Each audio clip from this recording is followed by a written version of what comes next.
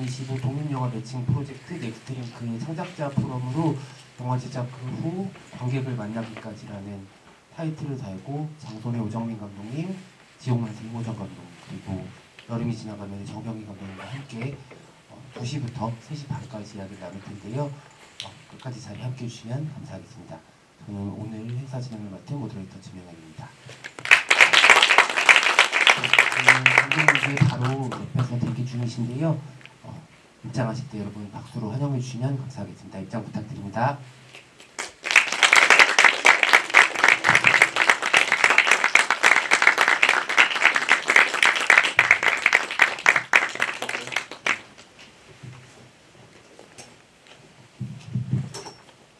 해분 감독님 모두 입장하셨고요.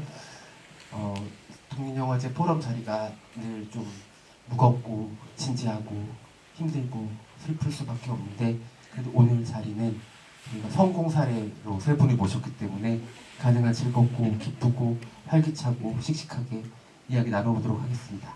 먼저 개봉 순서대로 저희가 인사 말씀 한번 들어보면 좋을 것 같은데요. 독립영화계 어르신 이모정 감독님부터 인사 말씀 부탁드립니다. 네, 안녕하세요. 저는 2022년 넥스트링크 수상자 지옥만세를 개봉했던 이모정이라고 합니다. 반갑습니다. 오정민 감독님. 네, 안녕하세요. 저는 장손을 만든 오정민이라고 합니다. 오늘 그 개봉과 관련된 얘기를 나눈다고 들었는데 가장 어떤 힘들었던 기억들이 다시 떠오르지 않나. 안 돼요. 그 즐겁게 성공 사례로. 성공 사례. 알겠습니다. 열심히 한번 만들어내 보도록 하겠습니다. 그리고 가장 최근에 올해 개봉하셨던 정병희 감독님. 안녕하세요. 저는 올해 개봉한 여름이 지나가면을 만든 장병기고요. 성공한 감독입니다. 제가 자꾸 정병희 성함을 정으로 하네요. 장인데 그쵸? 네, 죄송합니다. 장병기 감독님입니다. 이제 여러분들 영화제를 거쳐서 개봉까지 굉장히 많은 과정이 있을 거라고 관객분들 또 관계자분들 알고 계시고 짐작하고 계실 텐데요. 개봉 후에도 또 여러 가지 일들이 있고 사실 영화 한 편이 만들어지는 기획 단계부터 현장까지도 쉽지 않은 일들이 연속이지만 개봉이라는 것도 굉장히 다르거든요. 어떤 감독님들이 거의 출산에 가깝다라고 얘기를 해주시기도 하던데 그런 이야기들을 오늘 찬찬히 세 분께 들어보도록 하겠습니다. 세 분 감독님 작품 모두 각각 부산과 전주에서 프리미어 상영을 진행을 하고 서울독립영화제에서 넥스트링크에 참여를 했던 경험이 있습니다. 모두 세 분께 각자 첫 장편 개봉작이었고 어떻게 보면 배급에 대해서는 또 막연했을 것 같은데 영화를 완성하고 나서 영화제와 넥스트링크에 참여하면서 어떤 목표들을 갖고 계셨는지 그리고 가장 큰 고민과 걱정은 무엇이었는지부터 들어보고 싶은데요. 그나마 가장 먼저 그 기억을 떠올리실 수 있는 우리 장병기 감독님부터.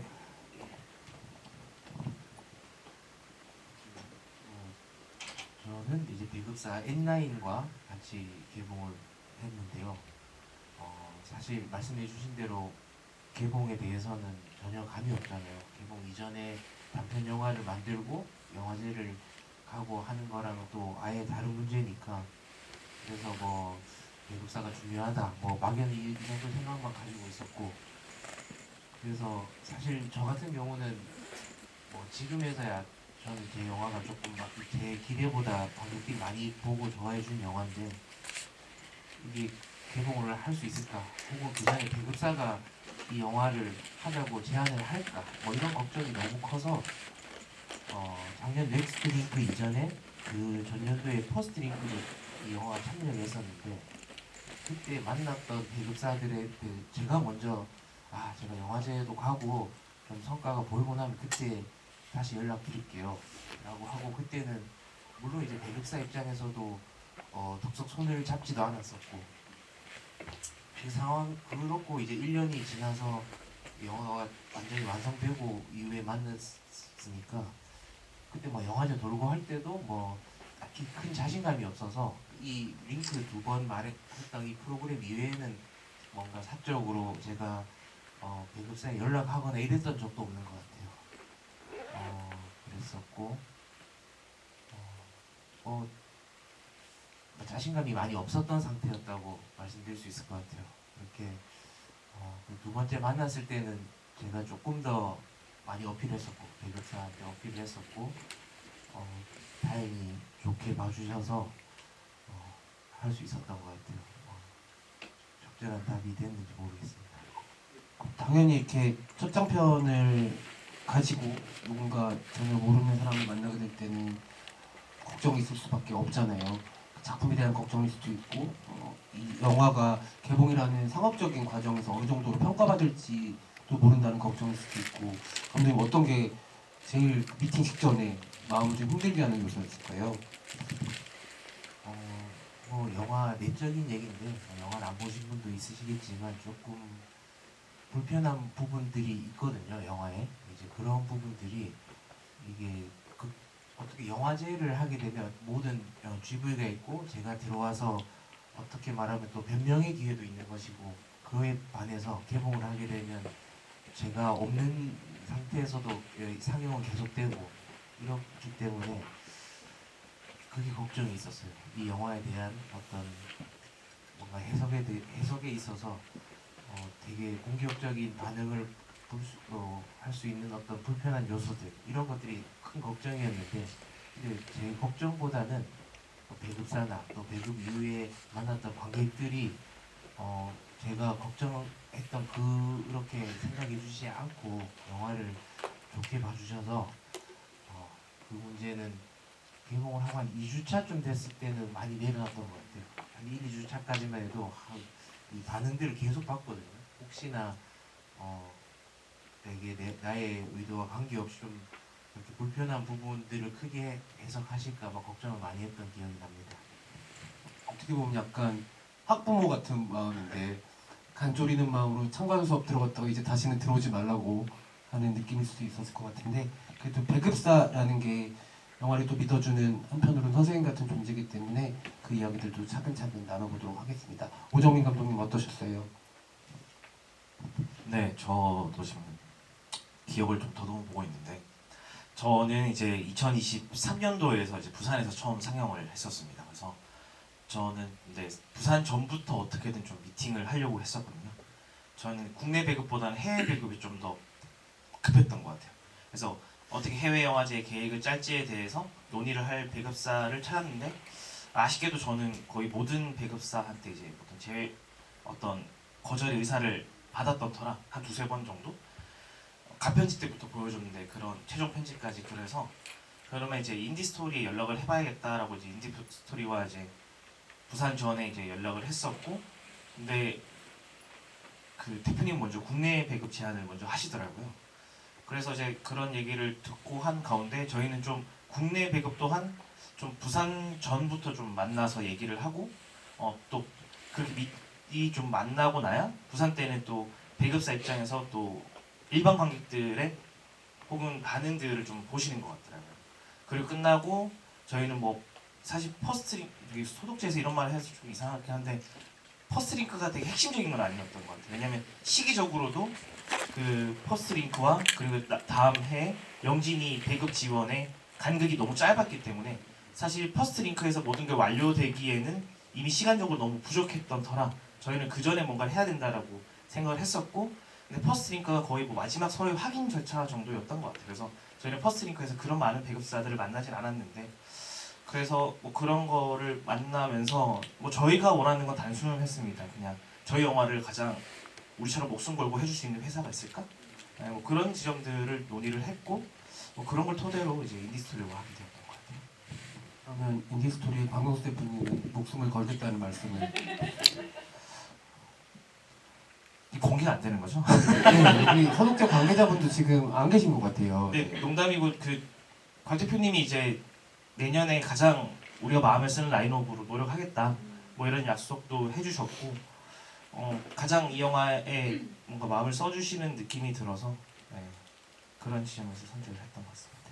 네, 알겠습니다. 이모정 감독님 이야기도 들어볼까요? 아, 네. 그 단편 영화를 오래 만들면서 계속 그 관객들과 만나기 위해서 영화를 출품하고 그런 방식으로 이 이렇게 영화를 공개할 수 있는 방식을 단순하게 알았었는데 장편 영화를 찍을 때는 그게 배급사를 통해야 되는 건지 배급사는 어느 회사가 있는지 이런 거에 대해서 저는 아마 다들 그러시지 않나요? 전혀 몰랐어요. 그냥 어떤 회사들이 배급을 해주는 라인이 있겠지라고 막연하게 생각할 뿐이었고 그러면서 가장 중요한 영화에서의 어떤 프리프로덕션, 프로덕션 그리고 포스트에서 가장 중요한 배급 단계를 제가 전혀 모르고 있다는 거를 새삼 느끼게 되었던 것 같아요. 장편 영화 만들면서 저의 경우에는 다행히 아카데미라는 학교에서 영화를 제작했기 때문에 제작사인 아카데미가 배급사를 선정할 수 있는 권리를 가지고 있었어요.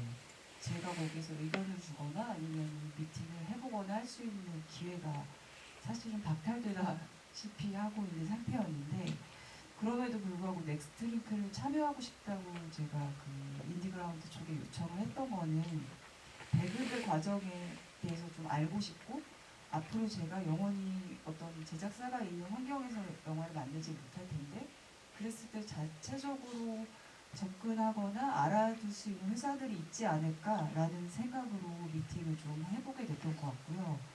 제가 결국 제 영화를 배급하게 된 찰나는 아카데미에서 픽업을 해주셔서 그렇게 잘 하게 되었지만 넥스트링크 미팅 과정에서 만나게 된 되게 많은 회사들이 저에게 그 영화적인 고민을 같이 나눠주셨던 게 저한테 되게 큰 힘이 됐거든요. 제 영화가 학교폭력이라는 어떤 되게 사회적인 민감한 이슈를 다루고 있고 그 이슈를 다루는 과정에서 영화의 톤 앤 매너가 되게 밝은 톤이었기 때문에 관객들이 이것을 어떻게 받아들일지에 대한 고민들을 많이 해주시더라고요. 그래서 제가 생각할 때 되게 단순하게 이렇게 밝은 분위기의 영화로 가면 안 되겠냐라고 했을 때 훨씬 더 세심한 접근이 필요하고 이 마케팅에서에 따라서 굉장히 영화의 호불호가 많이 나뉠 수 있다라는 얘기들을 좀 신선하게 얘기해 주셔서 그런 점을 계속 마음에 품고 개봉까지도 임했던 것 같습니다.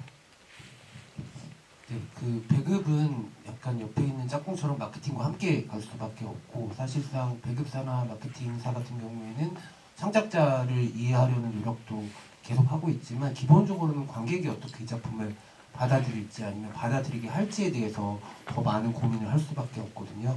지금 이모정 감독님 말씀처럼 배급사를 만나는 과정에서 주변의 창작자들한테 못 들었던 이야기들을 듣는 게 또 다른 공부가 되셨을 것 같다는 생각이 드는데 우정민 감독님과 장병기 감독님도 그 배급사한테 어떤 피드백들을 받으셨고 그 부분이 개봉할 때 창작할 때랑 좀 다른 마음을 들기도 했을 것 같거든요. 힘이 될 수도 있었을 것 같고 아니면 또 다른 고민을 주기도 했을 것 같은데 어떠셨는지 들어보고 싶습니다. 네, 아까 제가 말했던 고민, 제가 영화가 불편할 수 있는 고민들에 대해서 배급사랑 처음 얘기를 했을 때 좀 의외의 반응이었어요. 그 오히려 어떤 저는 영화에서 다뤄지는 욕설의 수위나 횟수나 이런 거가 불편하다 생각했는데 오히려 전혀 그런 게 중요하게 느껴지지 않는다고 배급사 쪽에서 오히려 먼저 말해줬고 그다음에 배급사에서도 N9 직원들이 좀 있는 편인데 제가 알기로 7, 8명이 있는 회사인데 실무자들은 이제 20, 30대 그러니까 주 독립영화 주 관객층과 같은 연령대고 그러다 보니 이들의 의견이 자기들은 결과에 반영되는 경우가 많아서 이들의 의견 그분들의 의견들을 많이 들었던 것 같아요 회사가.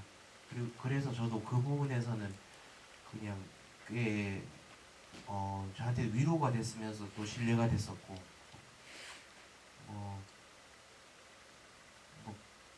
그냥 어쨌든 N9는 저한테는 되게 큰 회사잖아요. 제가 옛날 오래된 회사고 어떤 한국 독립영화를 했을 때 거론되는 큰 회사 중에 하나이기 때문에 저는 뭐 제가 먼저 신뢰를 해야 된다고 생각했고 그래서 따라갔던 것 같아요. 사실은. 그렇다면 N9보다 더 오래된 회사인 인디스토리와 함께 하셨던 우정민 감독님. 영화를 만들 때는 저희가 이제 창작자고 우리가 예술을 한다라고 생각을 하지만 어쨌거나 영화가 공개되고 나서부터는 저는 완전히 제작자 마인드로 바뀌어야 된다고 생각하거든요. 막 자기는 저는 절대 뭐 OTT에서 제 영화 보는 거 싫어요 이런 거 말고 OTT에 볼 때 내 영화를 얼마에 팔 건지 그 얘기가 더 중요하다고 저는 생각을 해요. 그 예술가적 마인드는 영화 만들 때만 생각하고. 그래서 저는 인디스토리 미팅할 때는 주로 그런 얘기였던 것 같아요. 그러면 우리가 지금 이 영화에 쓴 순재, 순재 약 뭐 1억 얼마의 돈이 있는데 이걸 어떻게 우리가 환수할 것인지, 그럼 우리의 이 영화의 장단점이 무엇인지. 그러니까 제가 생각했던 단점은 이 영화의 제목, 그리고 이 영화를 봤을 때는 그런 생각 안 하겠지만 보기 전에는 약간 뭔가 되게 고리타분하고 답답하고 되게 가부장제 영화 같고 이럴 것 같은 거죠. 예를 들어 진 대표님 주말 시간 되신데 장손 보러 가실래요? 했을 때 이 감각이 과연 유쾌할까? 아닐까?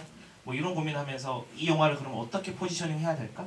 뭐 이런 고민들을 많이 했던 것 같아요. 그래서 이 얘기는 저희가 좀 미리 한 보통 2달이 아니라 저는 3달 전부터 좀 킥오프 미팅을 시작해서, 그래서 이제 그 필앤플랜 조경 대표님과 함께 이런 얘기들을 주로 나가면서 우리가 솔직하게 제 영화 만들 때 어떤 마음이었고, 그러면 조경 대표님도 본인이 어떤 이 영화를 볼 때 사람들이 불편할 수 있는 요소는 무엇인지, 그럼 이걸 어떻게 극복해야 될 것인지, 그래서 포스터나 뭐 예고편이나 우리 전략들 그런 거를 좀 세워 나갔던 것 같고, 인디스토리에서는 기본적으로 연출자, 그 창작자, 제작사를 좀 지지해 주는 지점이 있어서 좀 많이 들어주셨던 것 같아요. 그래서 그 최대한 반영해주되 현실적으로 옳은 부분들은 좀 논의를 하고 이랬던 것 같습니다. 네, 어떻게 보면은 호감을 가지고 있는 배급사와 만나는 게 뭐 억지를 쓰자면 결혼하기 직전의 단계라고도 할 수 있을 텐데, 근데 막상 좋은 마음을 가지고 만나다가도 결혼이라는 걸 생각하게 되면 세부적인 조건들을 따질 수밖에 없잖아요. 이 회사가 내 영화를 좋아해준다, 믿어준다, 잘해줄 것 같다 이후에 진짜 여러분들이 궁금해하신 계약 단계 이야기들이 좀 들어보면 좋을 것 같아요. 완전 생소한 서류들을 받는 경우들도 생기고 이해가 안 되는 문항들도 있었을 수 있고, 첫 장편을 개봉시키는 경험이다 보니까는 좀 생경하거나 낯선 순간들도 있으셨을 것 같은데, 이번 작업의 계약 단계에서는 어떤 순간들이 있었나요? 제가 아카데미에서 제작을 해서 계약을 직접 하진 않았었고요. 대략 어떻게 진행된다라는 정도의 가이드라인만 받았었는데, 아카데미에서는 영화를 제작시키면은 배급비로 기본으로 저 때는 5천만 원의 배급비를 줬었어요. 이미 5천만 원의 예산이 확보되어 있는 상태에서 만약에 뭐 경기 헌진에서 뭔가 지원을 받는다거나 이런 식으로 외부 추가 지원을 받아서 그것을 통째로 마케팅비로 쓸 수 있는 상황이었거든요. 저의 경우에는 그런 식으로 진행을 했고, 계약 제작 쪽과 지금 전혀 상관이 없이 지금 배제되어 있는 상태에서 봐서, 그렇지만 그런 부분들에 있어서 되게 열의를 가지고 해주시는 분들을 만나서 제가 배급비로 받을 1억의 돈에 보다 훨씬 더 많은 것들을 해주신 게 아닌가 그런 생각을 하고 있습니다. 네, 오정민 감독님 이어서 좀 얘기 들려주시죠. 저 계약서는 이제 처음 작성해왔기 때문에 걱정이 많았는데 여러분들 걱정하실 필요가 없습니다. 인디그라운드에 이 배급 관련된 검토를 해주는 그런 프로그램도 있고, 그리고 영화사 달리기에 박두기 대표님이 그 계약서 검토까지도 해주시니까요. 예, 본인이 이제 했던 것들, 혹시 독소 조항, 그리고 고민하는 것들, 그리고 계약서에 꼭 놓고 싶은 것들 이런 것 다 정리해 주시니까 그런 프로그램들 적극적으로 심지어 무료입니다. 예, 심지어 무료니까 그런 거 적극적으로 활용하시면 좋을 것 같고, 그래서 저한테 중요했던 요소들은 그런 거였던 것 같아요. 그러면 저희 제작사 동의 없이 예를 들어 P&A 비용을 더 쓸 때는 동의를 구할 것, 그리고 저희는 일단 캡을 씌워놓고, 그리고 뭐 그렇게 막 몇 대 몇이냐는 크게 중요하진 않았던 것 같아요. 그 대신 정산을 할 때 저희가 P&A 비용은 만약 먼저 제하고 그 다음에 이제 배급 수수료를 나눌 것인지, 아니 배급 수수료를 나누고 뭐 그걸 제할 것인지, 이건 또 계약하기 나름이거든요. 근데 저는 그래도 모든 그 수익에서 일단 먼저 그 배급 비용을 먼저 제하고 저희는 수수료를 나눠야 된다라는 그런 원칙을 저희는 요구를 했고, 그리고 네, 제가 원하는 뭐 업체들, 뭐 디자인 업체나 혹은 그런 부분에 있어서 우리가 원하는 업체랑 협의할 것, 그러니까 그런 선정할 때도 협의할 것, 뭐 이런 것들을 미리미리 조금 계약서에 명시를 해두는 것이 물론 뭐 하든 안 하든 뭐 논의를 하겠지만 조금 더 그 제작사 입장을 또 주장할 수 있었던 것 같아서 뭐 그런 디테일한 부분들을 조금 논의를 했던 것 같습니다.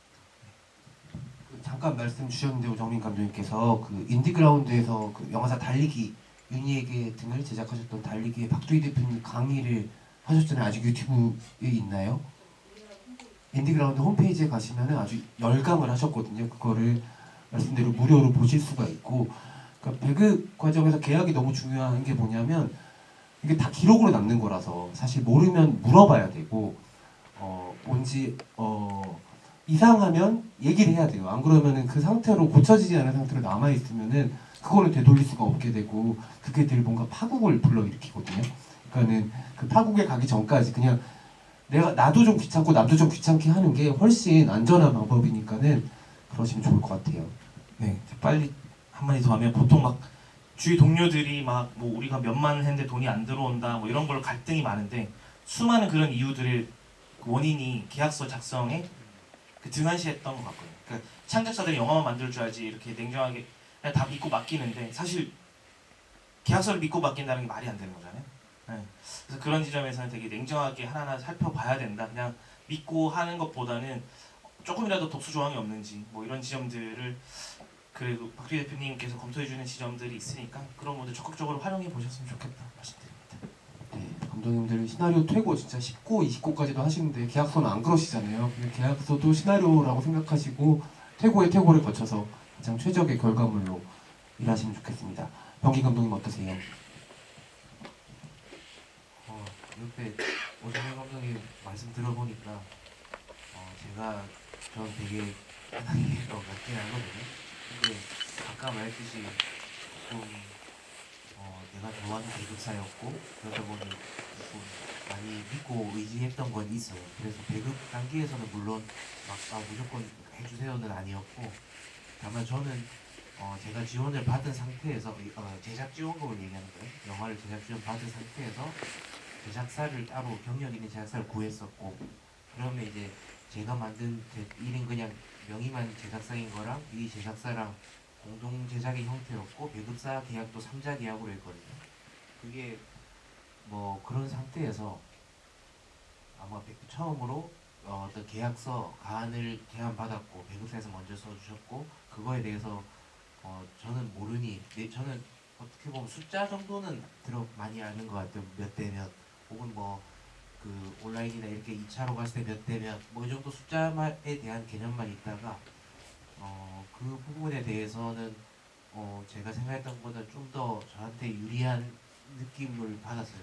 그래서 이제 그 제작사 대표님한테 이런 상태고 이렇게 보여드리니까 그 대표님도 좀 이렇게 주변에 물어보고 했을 때 뭐 한두 가지 정도만 수정했었고 큰 무리 없이 바로 계약을 했던 것 같거든요.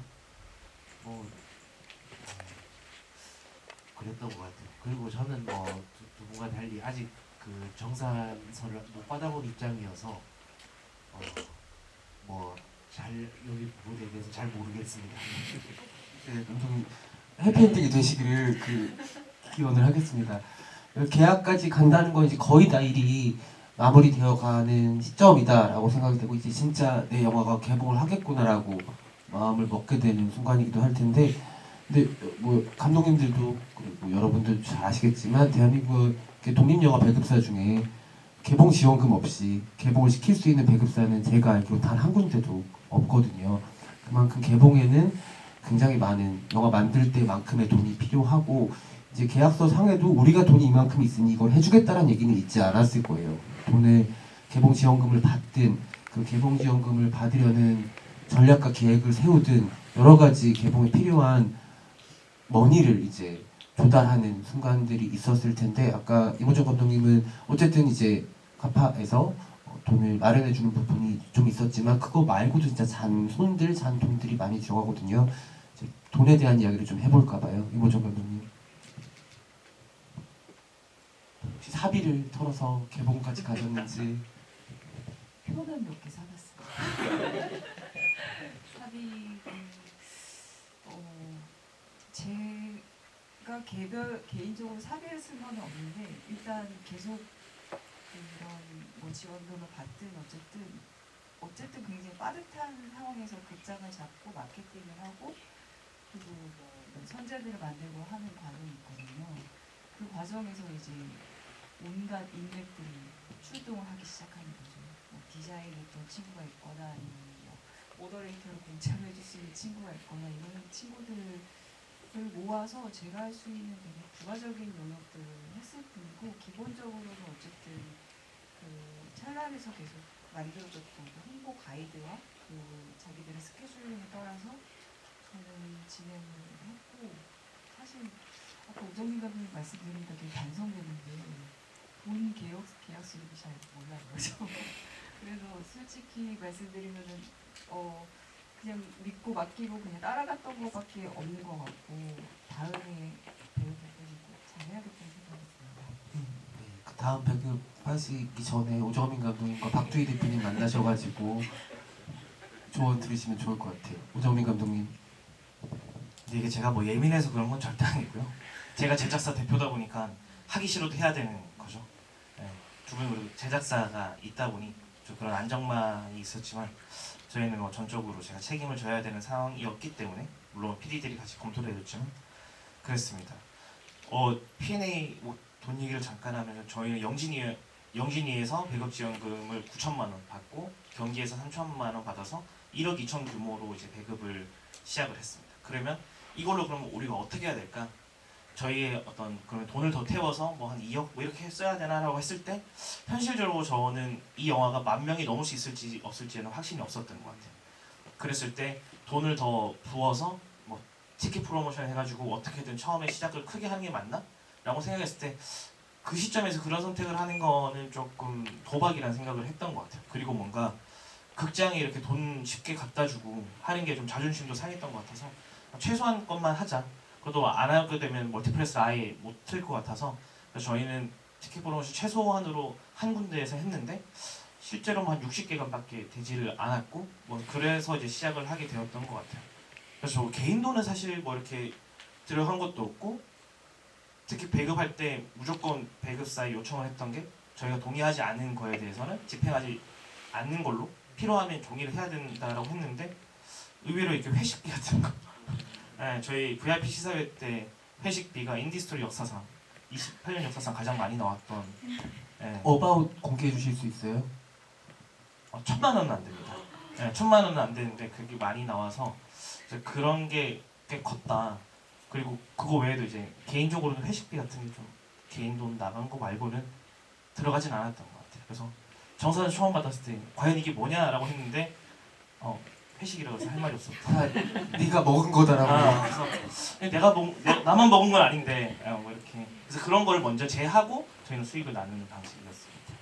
네, 그래도 이게 어떤 분들한테는 되게 행복하게 들릴 수 있는 게 영진이 9천과 경기 3천이면은 진짜 되게 그 1등 금액이거든요. 영진에서 줄 수 있는 최대 금액과 경기 영상에서 받을 수 있는 최대 금액이라서 어떻게 보면은 그 우여곡절이 있었겠지만 돈을 아주 어렵게 마련한 케이스는 아닐 수 있어요. 그럼 장병희 감독님 케이스는 어떤지 좀 들어볼까요? 저는 영진이에서 5천만 원을 지원받았고 그게 전부였거든요. 그래서 그 킥오프 전에 예산 관련 미팅을 한 번 했었는데 뭐 되게 구체적으로 예산안을 쭉 주시고 그리고 그 예산 내용들은 저는 다 납득할 수 있었고 그래서 최종적으로 마이너스 1,200으로 시작한다. 뭐 이렇게 요거는 그 제3인 아니고 그 결국 배급사에서 먼저 출자를 해서 이렇게 투자 개념으로 한다. 그리고 이제 수익이 발생했을 때 1차적으로 여기를 먼저 수익에서 여기서 갚아 나간다. 그 다음에 이제 비율로 나눈다 이랬었고 근데 뭐 그게 제가 물론 뭐 작년에 이제 영진이가 배급이 엄청 많이 좀 평균이 낮아졌거든요. 그래서 엄청 막 작년 기준에서 적은 금액은 아니었는데 그래도 뭐 그 연차를 1년 2년 더 봤을 때는 이게 작은 금액이어서 그래도 되게 N9이 여기저기서 많이 다이어트를 하고 주신 걸 충분히 느꼈고 다만 이제 그 얘기는 하셨어요. 만약 1200 마이너스 1200으로 시작하는데 혹시나 자잘자잘한 부분들 때문에 이게 뭐 100단위 정도는 추가될 수 있으나 그 이상 가면은 말을 해주겠다라고 얘기를 했었고 저는 그 정도는 오케이를 했었던 것 같아요. 그리고 아까 말씀해주신 티켓 프로모션도 처음에는 안 하겠다고 처음에 계약을 할 때나 처음 얘기할 때는 그걸 없이 가야 될 것 같다. 그래서 그때는 마이너스가 없는 상태였는데 거의 한 1, 2주 개봉 1, 2주 직전에는 뭔가 극장을 잡기도 너무 힘들었는지 아주 적은 수긴 했어요. 기본적으로 하여튼 일반적으로 좀 프로모션 한다고 했을 때 알고 있는 우리의 숫자들보다 절반이 안 될 정도로 적은 정도였고 이거라도 하지 않으면 조금 불안한 것 같다. 그렇게 저한테 동의를 보였고 그게 이제 마이너스 1200일 때 저는 알겠다고 했었던 것 같아요. 제가 판단할 수 있는 예상하거나 판단할 수 있는 부분이 전혀 아니어서 그걸 믿고 갔던 것 같습니다. 장병 감독님 말씀 듣고 있는데 아직 정산서를 받지 못하셔가지고 계속 뭔가 좋은 결과가 있기만을 기도하게 되는 마음인 것 같습니다.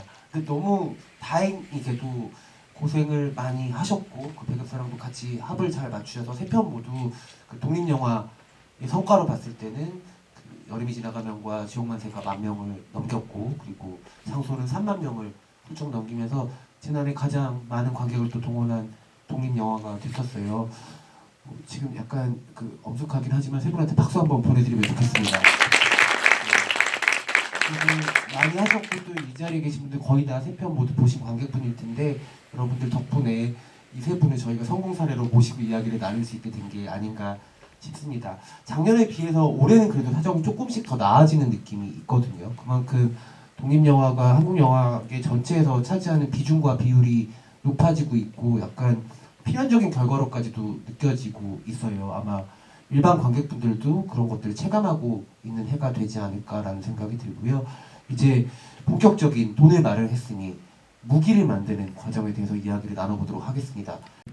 선재가 포스터와 예고편이 나왔을 때 워낙 또 재미있게 받고 영화제들에서 기다리던 작품들이어서 포스터 어떻게 나올까 너무너무 궁금했었고 저도 개봉 준비하면서 같이 작업을 해봤던 디자이너분들 손에서 탄생한 거라서 마케터들과 디자이너의 머리와 손끝에서 어떤 결과물이 나올까 너무너무 기대를 하고 있었는데 다 보셨죠? 세 편의 포스터들 지금 찾아보실 수도 있으니까 저로서는 진짜 제일 잘 나왔다고 생각하거든요. 정말 와, 이 작품 이렇게 뽑아내 줬다니 각자 다른 개성들을 다 보여주면서 아까 오정민 감독님 조금 걱정하셨던 제목을 아주 포지티브하게 정말 압도적인 걸로 풀어내셨고 여름 지나가면 진짜 아름답잖아요. 아름다운 풍경으로 만들어 주셨고 지옥만세는 저는 지옥만세 메인보다 티저를 너무 좋아해서 목욕탕 타일 같은 걸로 돼 있는 부감 티저를 정말 좋아하거든요. 아직도 또렷하게 기억에 남아있는 포스터들인데 개봉 준비하다 보면은 예고편도 영상 작업이다 보니까 감독님들 의견이 많이 들어가요. 근데 사실상 이를테면 홍보 마케팅사와 창작자들 사이에서 가장 많은 대화가 오고 가는 순간이 메인 포스터를 결정하는 순간이거든요. 진짜 많은 이견들이 있고 의견들이 오가는데 그 과정들 한번 이야기를 들어보도록 하겠습니다. 이모정 감독님. 저의 경우에 국내 배그 메인 포스터는 빛나는 애 박시영 실장님께서 만들어주셨고 제가 그 전에 다른 회사랑도 계속 작업을 했고 굉장히 만족스러운 포스터가 나왔지만 왠지 한번 대쉬해보고 싶은 사람 있잖아요. 한 번은 거절당하더라도 얘기하고 싶은 그분이 가지고 있는 어떤 크리에이티브랑 이 영화랑 만났을 때 뭐가 나올지가 사실 궁금했던 게 제일 컸던 것 같고요. 저도 포스터, 선제에 좀 집착하는 편인데 포스터는 무조건 가지고 싶어야 된다고 생각하거든요. 그러니까 영화를 물건으로 가질 수 있는 유일한 몇 개 안 되는 소품 같은 거라서 꼭 가지고 싶고 벽에 붙여놓고 싶어야지 포스터의 가치가 있다고 생각하는데 그걸 왠지 만들어 주실 것 같았어요. 근데 박시영 실장님이 좀 워낙 바쁘시기도 하고 본인이 그 영화를 봤을 때 그 영화가 마음에 들지 않으면 작업을 굳이 안 하신다는 얘기를 들어서 되게 두려워서 조마조마했었는데 너무 다행히도 영화를 재밌게 봐주셔서 그 작업을 대신 뭐랄까 그 크리에이티브를 해치지 않기 위해서 저는 아무 말도 안 했던 것 같아요.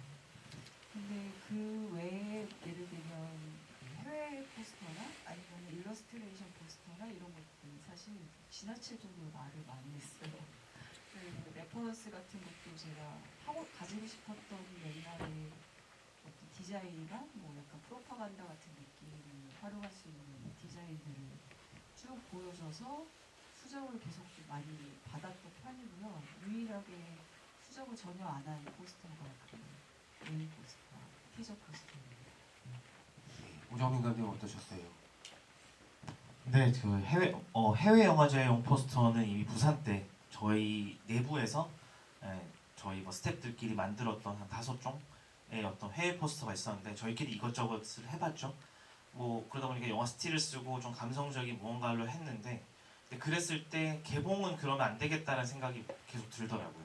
그럼 완전 다른 것을 해야겠다라고 저희 PD들과 생각을 했고 다른 걸 하고 싶다. 그리고 두 번째는 저희는 소통이 안 되는 회사랑은 작업을 하고 싶지 않았어요. 저는 왜 돈 내고 작업을 하는데 이 영화의 목적이 포스터가 영화를 위한 것인지 근데 왜 이렇게 소통이 안 되는 회사가 존재해야 되는지 저는 이해가 안 가거든요. 그러면 저희는 소통이 가능한 곳 그리고 그런 거 뻔하게 하는 것 외에 좀 새로운 걸 해보자 이런 대원칙을 얘기를 했고 그래서 이제 뭐 배급사랑 홍보사랑 대화를 나누면서 저희는 어쨌거나 이 영화의 단점을 좀 완전히 좀 극복할 수 있는 뭔가 이게 되게 감수성 있는 따뜻한 가족 영화로 하면 뭐 한 50대 남자 감독이 만든 되게 올드한 영화일 것 같은 그런 게 있을 것 같아서 좀 컨셉처럼 무언가로 갔으면 좋겠다. 전혀 예상을 못한. 그래서 이제 다이버스 박형규 실장님이랑 대화를 나누면서 이제 진행을 했는데 박형규 실장님도 이걸 어떻게 해야 될지 모르겠다라고 하시더니 뭐 몇 주 뒤에 뚝딱 뭔가 되게 다양한 걸 보내주셨는데 처음에 받은 시안들이 한 5가지 정도 있었는데 이제 그것도 중간중간 다 쓰이긴 했는데 그런 것들이었어요. 그러니까 처음에 그 집 전경에 두부가 떠 있는 이걸 보면서 처음에는 되게 경악스러웠는데 근데 이것이 무언가의 답은 아닐까? 예. 그래서 이런 것을 티저로 하고 그래도 메인 포스터는 그래도 가족 사진이 들어가 있는 콜라주되어 있는 무언가로 가자 이렇게 얘기를 하면서 굉장히 회의는 많이 했는데 결정은 좀 단순하게 갔던 기억이 있습니다. 티저 포스터가 등장했을 때 장소는 이렇게 애의 올처럼 풀어낼 수 있을까라는 생각이 들었고 감독이 원하셨던 어떤 그 전복의 쾌감 같은 게 있었던 포스터가 아닌가라는 생각이 들어요. 그 결정도 사실 감독의 몫이거든요. 이 과정에서 이 결정을 빨리 잘 내리는 것도 아주 중요하다는 생각을 또 합니다. 장동희 감독님 어떠셨어요? 저도 이모전 감독님이 작업했던 박시영 빛나는 애 박시영 디자이너님과 같이 작업을 했고요. 제가 미리 연락을 했거나 그러진 않았고 요번에 엔나인이라는 회사가 그 디자이너 선생님과 작업을 좀 해왔던 그 네트워크가 있어서 거기를 통해서 연락을 했고 어떻게 흔쾌히 수락해 주셔가지고 하게 됐는데요. 이거는 뭐 다른 조금 더 현실적인 얘기인데 그 이렇게 제 생각은 그래요. 어떤 감독도 사실 첫 번째 자기 포스터를 받아봤을 때 와 좋다 만족하기 어렵다고 생각하거든요. 물론 저도 그랬어요. 제가 디자이너님의 명성과 능력이나 이런 거 다른 영화 볼 때는 너무 대단하다고 느꼈는데 그걸 봤을 때는 이게 첫인상만 얘기하는 거예요. 지금은 마음에 들거든요. 근데 어떤 감독도 그거를 첫 번째 시안에서 바로 만족할 수 있을까? 뭐 이런 생각이 드는 거예요. 이게 단순히 정성이나 퀄리티의 문제가 아니라 뭔가 컨셉에서 내 머릿속에 있는 거하고 좀 다른 느낌이 드는 거예요. 그래서 막 저는 사실 입을 좀 배우고 싶긴 했는데 아마 시간적으로 좀 촉박했기도 했었고 제가 조금 그래도 연초까지는 아닌데 그 지원받고 얼마 안 있다가 막 입금 내고는 거의 얼마 있다 개봉을 하는 케이스여서 시간이 아주 많지는 않았고 그 다음에 배급사나 이쪽에서도 그 포스터와 포스터와 데뷔하는 감독 간의 이런 그런 뭔가 트러블이랄까 혹은 감독의 불만 이런 것들을 엔라인이 꽤 성공한 전작들이 많잖아요. 그런 에피소드를 들려주시면서 저를 설득했던 것 같고 그렇다고 제가 막 불만을 얘기한 건 아닌데 근데 요게 어쩌고 저쩌고 했을 때 뭔가 뭐 그렇게 먼저 말씀을 해주셨거든요. 그때 좀 많이 느꼈던 것 같아요. 그 개봉이라는 것이 제가 갖고 있던 어떤 영화의 인상이나 혹은 이 이야기 안에서 어떤 캐릭터를 바라봐야 되고 나는 어떤 감독이고 이런 모든 것들이 반드시 내가 생각한 것이 대중적으로 이 결과에서 옳은 답이 아닐 수 있겠다는 생각이 들었어요.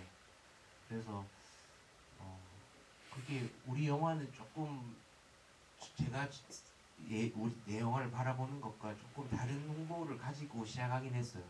대신 이렇게 했을 때 결과적으로 말씀드리면 저한테 좋았던 점은 이 영화가 꽤 오랜 시간 동안 개봉을 하면서 계속 조금씩은 신선하게 바꿔나갈 수가 있었어요. 만약에 제가 원했던 대로 고집을 부려서 시작했다면 바꿔나갈 게 없었을 수도 있는데 조금 전에 기대서 다른 되게 창의적인 분들의 아이디어를 가지고 제가 생각과 조금 다른 모습을 가지고 시작했었고 다만 이제 이게 진행되면서 좀 더 영화가 다양하게 보일 수 있는 방법이었던 것 같아요. 이걸 제가 예상했던 건 아니고 다만 GV도 하고 어떤 기자님들과 대화를 하면서 저의 원래 의도는요 라고 말하면서 좀 해석의 다양성을 영화가 가질 수 있었던 것 같아요. 그래서 그 배급사나 어떤 비즈니스적인 마인드를 가진 분들 그리고 혹시 내가 아니라 또 포스터나 예고편 등 전혀 다른 시선을 가지고 창의적인 활동을 하시는 분들의 어떤 그런 믿음도 한번 좀 가져보고 접근하면 재밌지 않을까 이런 말씀을 드립니다. 사실 여름이 지나가면 포스터들 같은 경우에는 굉장히 좀 도전적인 결과물이거든요. 그 타이틀이 거의 안 보이는 위치에 배치가 돼 있고 여백이 굉장히 많은 아트 포스터에 가까운 형태로 메인 포스터가 나왔던 케이스예요. 그러니까 이거는 독립영화에서도 잘 시도하지 않는 방식이었는데 그러다 보니까는 이 감독님 말씀 주신 것처럼 이 프레임을 관객들이 어떻게 받아들여야 될지 여백을 많이 두다 보니까 영화를 해석을 되게 다양하게 하기 좋은 포스터가 결과적으로 나오지 않았나라는 생각이 들고 너무 재밌는 건 이제 포스터 디자인도 50대거든요. 그러니까 이 간극이 있을 수밖에 없어요. 40, 50대들이 마케터나 디자이너나 모두 감독들보다 연배가 훨씬 높은 상태로 지금 시장이 돌아가고 있어서 이런 것들을 육성할 수 있는 프로그램을 서독제 측에서 만들어주시면 좋겠다. 서독제 분들 저밖에 없네요. 네, 어쨌든 그렇습니다. 네, 그럼 이제 포스터까지 나왔으니까 본격적으로 관객들을 만나는 현장의 과정이 이제 시작이 될 텐데요.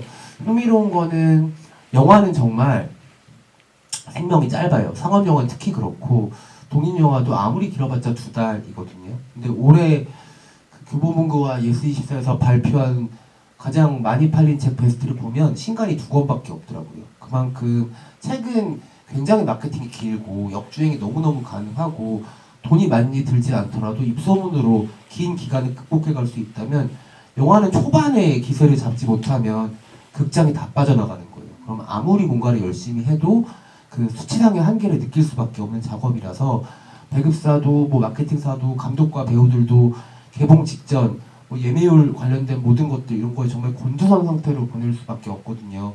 어떤 감독님 그러시더라고요. 개봉 전날이 이병 전야가 됐다고 뭐 그런 얘기까지 할 정도로 마음을 졸이게 되는데 어떠셨는지 개봉의 앞과 개봉의 정면 그리고 개봉의 바로 뒷 얼굴 개봉 첫 주를 떠올리시면서 이야기를 한번 들어보고 싶습니다. 장병기 감독부터 얘기해볼까요? 개봉 직전에 딱 일주일 전에 마지막 미팅을 했었는데요.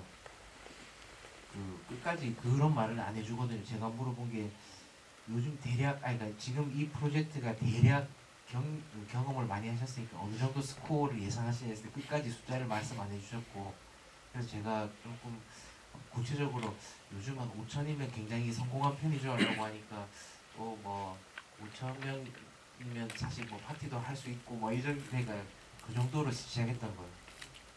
그런 상태였고 그리고 그래서 저는 뭐 내 마음속에는 5천 명을 목표로 하고 그냥 남들한테 말하지 않고 내 안에서 조금 목표를 높게 설정해서 열심히 하거나 기대를 하거나 해보자 그렇게 시작을 했었고 그럼 감독님 마음속 목표는 몇 명이었어요?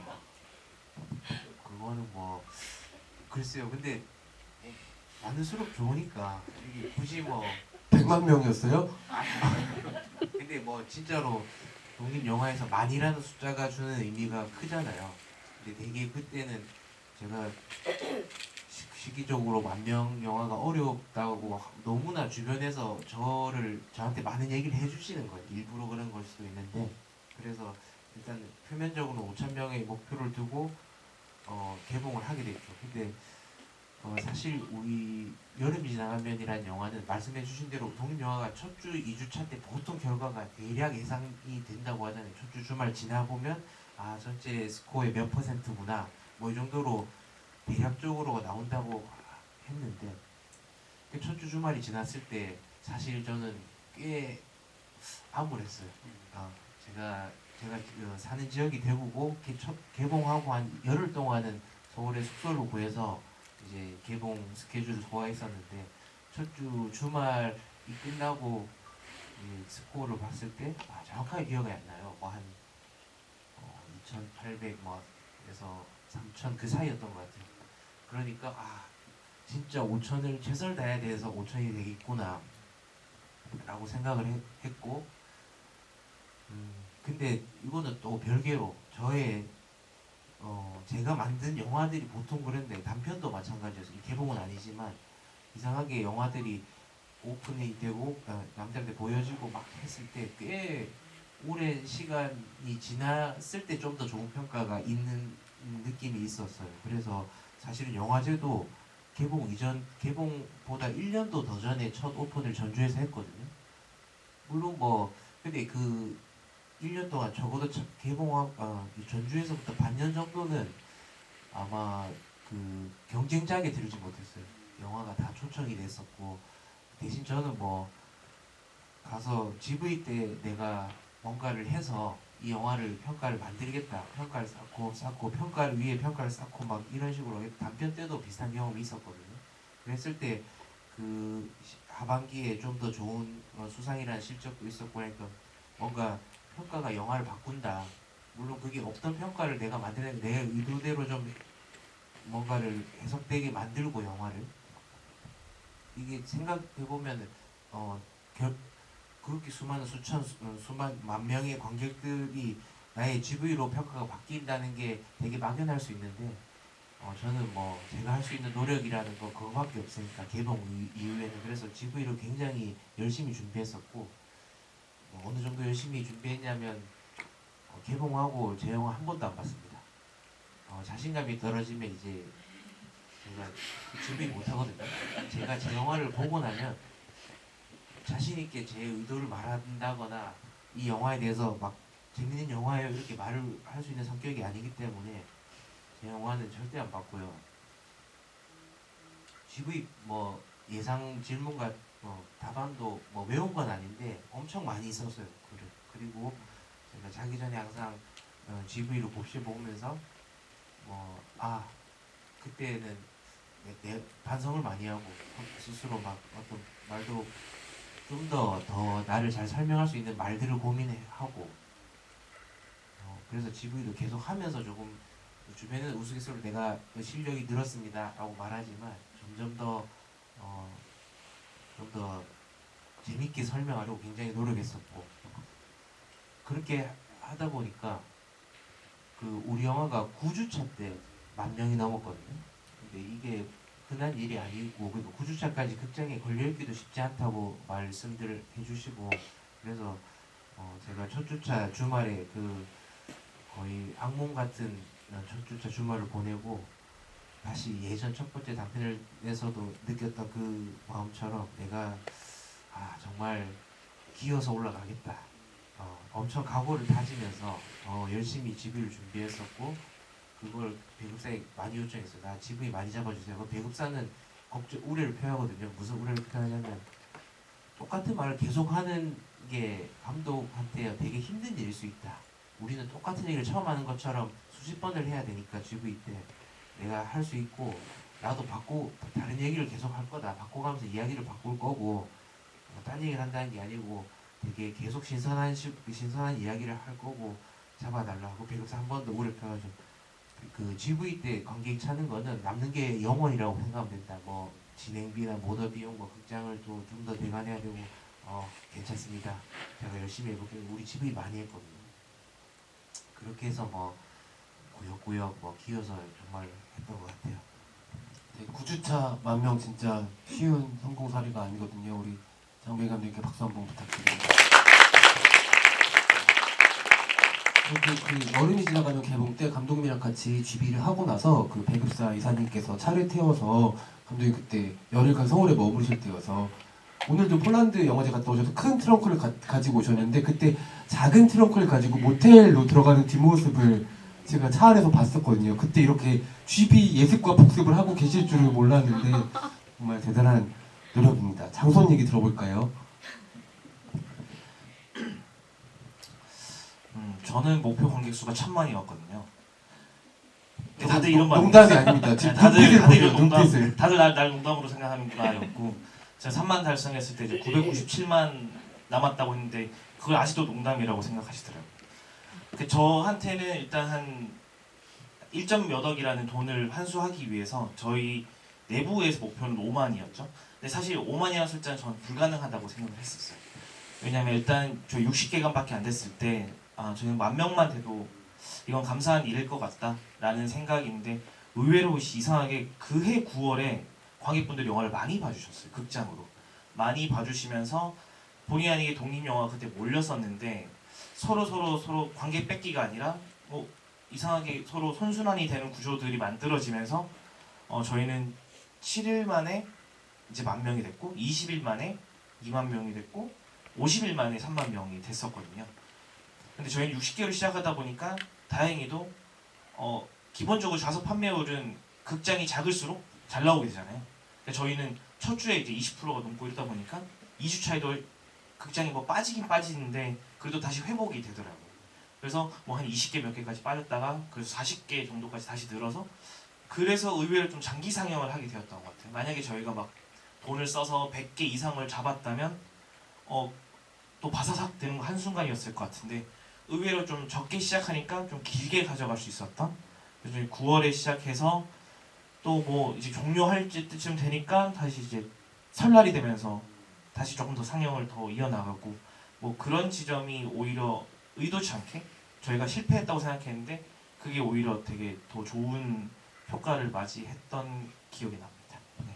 이게 참 버티면 좋은 게 장손이 그 해를 넘기면서까지 갈 수 있었던 되게 큰 요인 중에 하나가 연말에 베스트 영화들을 꼽는데 계속 이제 언급이 됐거든요. 그러면 그 한 해 동안 이 영화 놓친 사람들이 그 영화 뭔데? 라고 하면서 들어오는 사람들이 있고 그래서 여러분들 한두 군데라도 극장을 붙잡고 있어야지 극장에서 볼 기회가 생기거든요. 어떠셨어요, 감독님? 뭐 주위에서 이동식 평론가님 얘기 많이 해요. 그래서 그거 되게 기분 좋지 않았냐 그랬는데 사실 저는 그렇게 특별하다고 생각을 하진 않았었거든요. 그게 뭐 그렇게 특별한가였는데 정말 그 파급력이 그렇게 셀 줄은 몰랐던 것 같아요. 그래서 다시 뭐 재개봉도 하게 되고 그리고 웃기지만 IPTV 관련돼서 수익이 극장 못지않게 12월 이후에 막 더 들어오더라고요. 그런 거 하면 감사하긴 한데 되게 허무한 것 같아요. 우리 지금 뭐라도 관객들 들어오기 위해서 머리 싸매서 고생했는데 물론 제가 이걸 비판하는 거 아닌데 어떤 셀럽푸드의 한마디로 참 이게 바뀐다라는 게 얼마나 허무한가? 이런 생각을 하면서 아침마다 이제 이동진 선생님 계시는 곳에서 절도 좀 올리는데 네, 참 감사하는데 좀 제 입장에서 좀 허무하기도 하고 좀 복잡한 감정들인 것 같아요. 그래도 그런 뭐라도 만들어서 좀 해야 되는 입장에서 감사하면서도 좀 헛헛했다. 그렇죠. 너무 고마운 분인데 독립영화한테도 개인의 픽이 된다는 게 많은 걸 좌지우지 한다는 게 참 마음을 힘들게 하는 순간도 있을 수밖에 없는 것 같아요. 감독님께 한 가지만 더 여쭤보고 싶은 게 997만 이제 어떻게 채우실 계획을 가지고 계신지. 뭐 일단 해외 관객들도 좀 개봉하면 좀 포함시켜보고 제가 다음 영화 더 크고 멋진 거 찍어서 또 어떻게든 꾸역꾸역 한번 해봐야 되지 않을까 생각합니다. 그래도 감사하게도 저희가 썼던 비용 이제 그 환수를 이제 하긴 해가지고 다행히 그런 지점에서는 이제 앞으로는 순수익이다 보니 이제 스태프들이나 뭐 좀 나눠줄 수 있겠다 라는 어떤 희망은 가지고 있습니다. 영화 제목이라는 게 너무 재밌어요. 이제 앞으로 오정민 감독이 많은 작품들을 멋진 작품들 만들어 주실 텐데 언제가 되든 첫 작품이 장손이 되는 거거든요. 어쩔 수가 없게 된 거예요. 네. 임호정 감독님의 지옥만세 경험 들어보겠습니다. 진짜 괴롭네요. 개봉도 생각하니까. 저는 한낮의 피크닉이라는 옴니버스 영화를 2019년에 개봉해서 상영했던 적이 있는데 그때 저희 남편을 찍었던 이우정 배우랑 고민정 배우랑 GV를 엄청 많이 했어요. GV밖에 우리가 관객을 모을 수 있는 게 없다라고 생각하면서 정말 2명 모셔놓고 할 때도 있었고 이제 한 10번, 15번 가까이 GV를 계속 했는데도 3,000명을 만드는 게 정말 힘이 들었어요. 그래서 지옥만세 개봉할 때는 목표는 물론 10,000명이지만 3,000이 될 수도 있고 나는 2명 앞에서 GV를 또 하게 될 수도 있어 라고 생각했고 정말로 그렇게 됐어요. 정말로 2명 앞에서 GV를 한 적도 있고 지옥만세 때도. 근데 일단 개봉 첫 주차에 저희는 포스터나 예고편이나 아니면 홍보 마케팅 방향이 굉장히 영화가 경쾌하고 밝게 포장이 되었어요. 근데 사실은 제 영화는 조금 더 많이 어두운 영화라고 생각하거든요.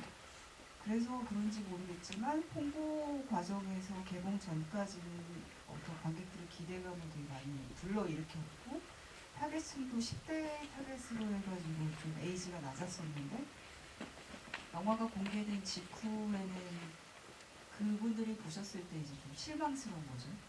기대했던 방향과 좀 다르거나 아니면 좀 더 지루하거나 뭐 여러 가지 이유들이 있어서 그랬는지 모르겠지만 첫 주차에 개봉 며칠 동안은 굉장히 관객이 많이 들었어요.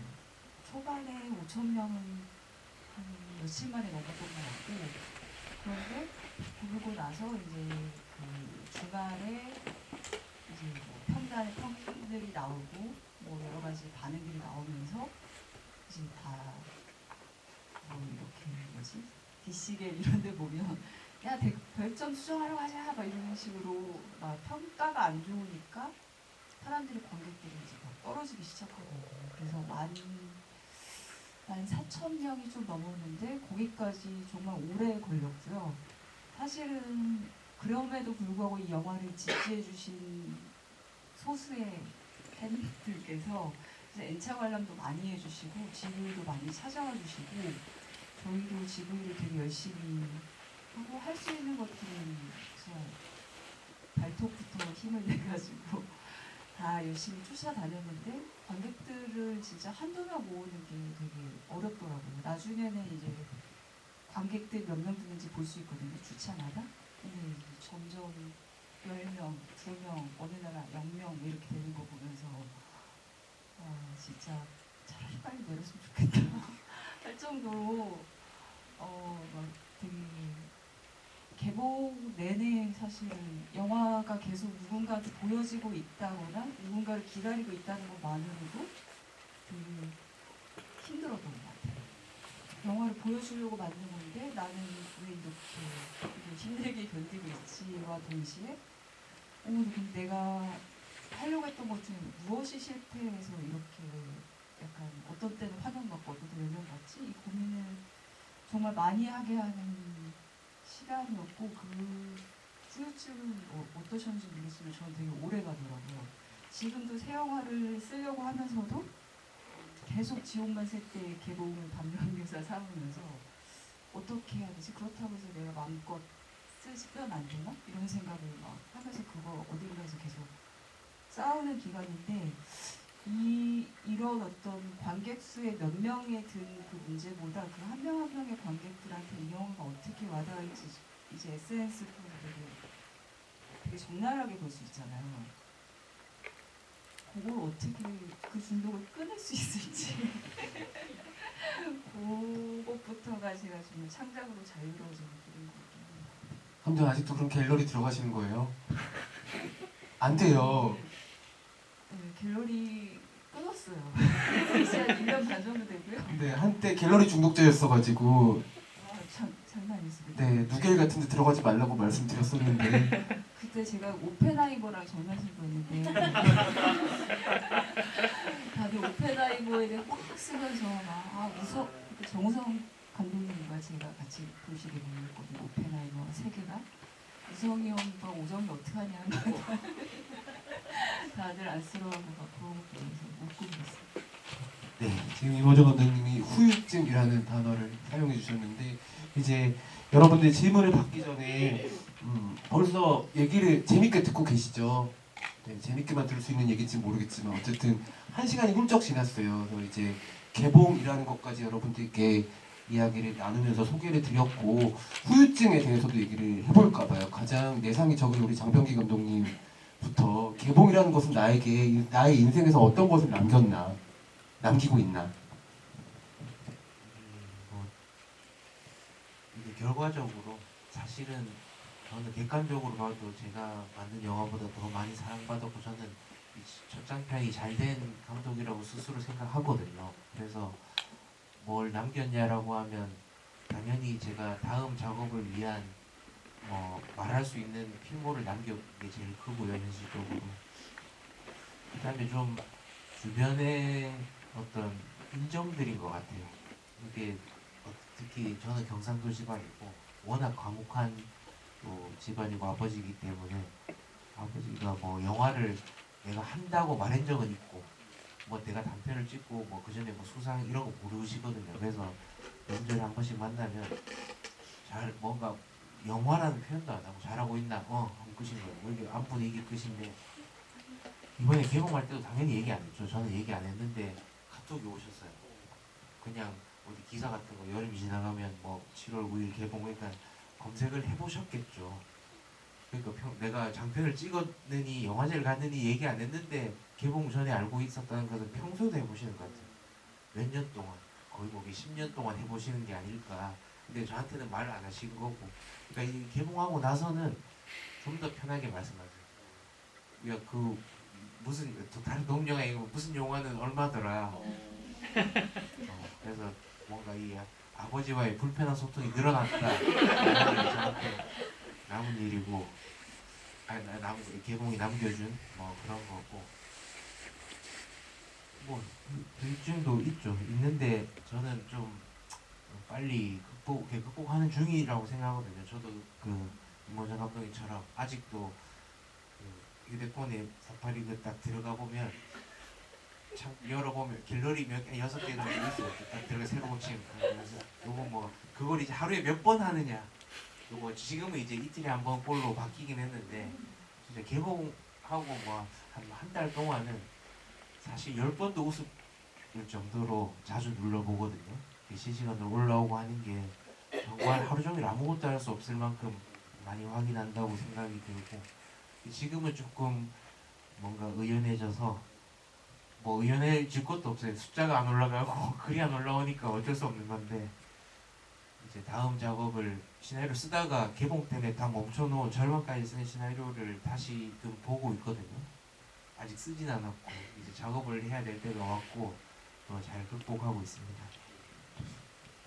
잘 찾아보시면 그 장병희 감독님 그 부일 영화상 때 신인 감독상 수상하실 때 턱시도 입은 게 되게 멋있었거든요.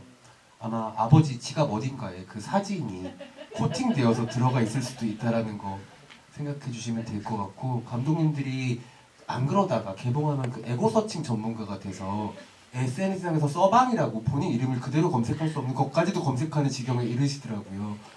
다만 그 지경까지는 안 가시기를 그러니까 이응 지읒해가지고 이모저모 찾아내는 사람도 있는 거예요. 네. 이런 거 안 알려드린 게 좋은데 괜히 알려드린 것 같아요. 오정민 감독님의 후유증 들어보겠습니다. 장병희 감독님 부모님 얘기하니까 저희 부모님 취미가 이제 통합 전선망 들어가서 좌판료 확인하는 거랑 이제 거의 전문가더라고요. 그래서 어머니가 홍상수 감독님 신작은 왜 이렇게 사람들이 안 들어오냐 이런 걸 물어보시면서 뭐 정성일인지 우리 엄마인지 뭐 이런 생각을 막 하기도 했었고 정선 쌤 안 들어가실 거예요, 동정. 아 그렇죠. 그러니까 왜 어머니 갑자기 평론가처럼 이제 생기사를 하시는지 좀 재밌었고 그러니까 부모님 취미가 이제 저희 부모님 대구에 사시는데 이제 오극장이나 이제 대구에 있는 CGV에 가서 장소 누가 보러 왔는지 이렇게 돌아다니시는 거죠. 그래서 괜히 말려시는 거죠. 어떻게 보러 오셨어요? 그래서 심지어 저희 아버지가 누구랑 사진도 찍고 막 올리시더라고요. 그래서 뭐 하시는 짓인가? 닮으셨어요 감독님이랑 아버지? 아니 저희 아버지 좀 잘생기셨어요. 아니 저랑은 이제 닮진 않았는데 그게 아버지의 어떤 부모님이 소소한 행복이라면 뭐 그게 효도면 효도겠다 뭐 이런 생각을 하는데 저는 근데 사실 영화를 만든 것 그 이후에는 저는 그 여한은 없거든요. 제가 만들고 싶은 영화 만들었다 그리고 끝이고 그리고 이제는 뭐 빛이 이제 좀 해결될 것 같다는 거 이후에는 전 이제 그 뭐 여한은 없어서 후유증 같은 건 없는데 후유증이 있다면 이제 글 쓰는 걸 까먹어가지고 어떻게 글을 썼는지 기억이 안 나서 이제 어떻게 다시 글을 좀 쓸까 뭐 그게 후유증이라면 후유증입니다. 좋은 방법이 있습니다. 그 최근에 플레인 아카이브에서 장소 각본집이 나왔어요. 아 들고 올 걸. 네, 각본집 감독님 읽으시고 또 관객분들도 사서 읽으시면은 또 어떻게 글을 쓸 수 있는지 본인 썼던 글을 통해서 다시 갈 수 있는 방법이지 않을까. 네 여러분 한정판입니다. 1000부밖에 딱 안 뽑아서 중세를 안 할 수도 있습니다. 가지고 싶으면 빨리 가지시는 걸 추천드리겠습니다. 하지만 다 아시죠? 중세는 잘 팔리면 바로 찍게 된다는 거. 많은 구매 부탁드립니다. 이원조 감독님 후유증 얘기 조금 더 들려주실까요? 많이 어두워질 수 있어요. 여기부터 더? 부모님 얘기가 나와서 저희 부모님은 정말 정반대의 반응이신데 하나 찍었으면 됐잖아. 또 이렇게 얘기하시거든요. 왜냐면 영화를 만드는 저가 어쨌든 데뷔를 늦게 하기도 했고 글 쓰면서 이제 뭐 삶을 꾸려가거나 생계를 유지하는 것도 너무 어려워하니까 이제 좀 그만뒀으면 좋겠다는 게 항상 부모님의 바람이시거든요. 그럼에도 불구하고 약간 그런 말을 듣면서 오기로 이제 다음 영화 꼭 찍고 싶고 다시 한번 도전해서 더 많은 관객분들과 만나고 싶고 어쨌든 저는 바닥을 쳐야 올라가는 사람이라서 이 후유증이 저한테는 뭐 나쁘지만은 않은 것 같아요. 오기 오기 하시길 바라겠습니다. 이제 관객분들이 궁금한 것들이 있으실 것 같아서 한 두세 분 정도는 질문 받을 시간이 있을 것 같거든요. 손을 들어주시면 저희가 마이크 전달해 드리도록 하겠습니다. 네, 계실까요? 네, 이쪽에 먼저 들어주셨습니다. 안녕하세요. 좋은 말씀 잘 들었습니다. 제가 궁금한 거는 영화 만드시는 과정에서 배우분들은 어떤 기준이나 어떤 과정으로 좀 캐스팅 하시는지 그런 걸 조금 듣고 싶습니다. 이모정 감독부터 얘기해 주실까요? 배우분들은 저는 다 오디션으로 만나 뵙고 다 주인공인 세 분 모두 신인 여배우였어서 대대적으로 오디션을 했고 그 과정에서 만나 뵐 때 저는 바로 뭐 대본을 읽어보게 시키거나 그런 건 아니고요. 잡담을 되게 오래 하거든요.